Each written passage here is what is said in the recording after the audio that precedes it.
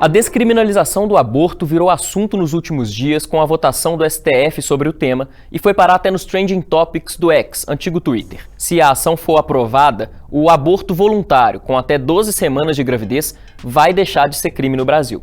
Mas o que isso significa? Fica aqui nesse vídeo para você entender exatamente como funciona todo o processo e ainda quais as consequências essa votação pode ter para o futuro. Bom, antes de mais nada, é importante a gente dizer como a interrupção da gestação é tratada pela lei brasileira. O Código Penal reconhece o aborto voluntário como crime, com penas de até 3 anos de prisão para a mulher que aborta ou é cúmplice de outra. O Código também pune quem executa o procedimento com ou sem o consentimento da gestante, com até 10 anos de reclusão, e isso inclui médicos e profissionais da saúde no geral. Só não é proibido interromper a gravidez em casos de má formação do feto, gestação que coloca a vida da mãe em risco ou gravidez que resultou de um estupro. O processo que corre no STF quer descriminalizar o aborto para mães que desejarem interromper a gravidez de até 12 semanas, ou seja, quase 3 meses de gestação. Só que isso não significa que o aborto vai ser legalizado. Descriminalizar quer dizer apenas deixar de ser crime. O STF é um órgão judicial e não pode criar leis. Por isso, para o aborto ser legalizado no Brasil, o poder legislativo teria que criar uma lei só para isso. A discussão sobre o tema foi provocada pelo PSOL, que acionou o STF em 2017 para analisar a lei que criminaliza o aborto voluntário.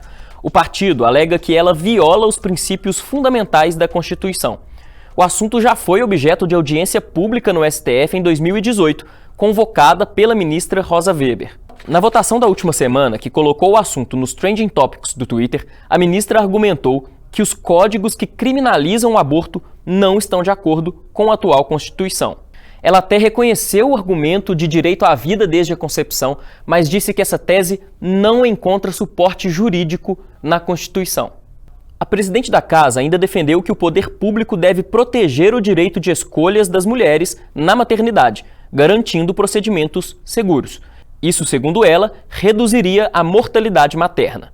Os contrários à descriminalização do aborto têm como argumento principal a defesa à vida do feto, muitas vezes sob uma ótica religiosa. Quem não é a favor do aborto voluntário geralmente acredita que o Estado tem o dever de proteger a gestante e o feto de forma integral e gratuita, mas que não deve permitir a interrupção da gestação para poder preservar a vida humana. Caso aprovada a descriminalização nesses termos, mulheres e profissionais da saúde que fizerem um aborto voluntário não poderão ser punidos juridicamente na esfera criminal. Mas isso não significa que o SUS deve oferecer o procedimento. Para isso, o Poder Legislativo precisaria aprovar leis para regulamentar a situação no Brasil. Caso o STF não aprove o processo, o aborto continua sendo crime no Brasil, com penas de até 4 anos de prisão. Mas e aí? O que você acha do assunto? O que acha sobre a descriminalização do aborto? Conta pra gente aqui nos comentários e continua acompanhando a gente nas redes sociais de O Tempo para saber mais notícias e atualizações sobre o assunto.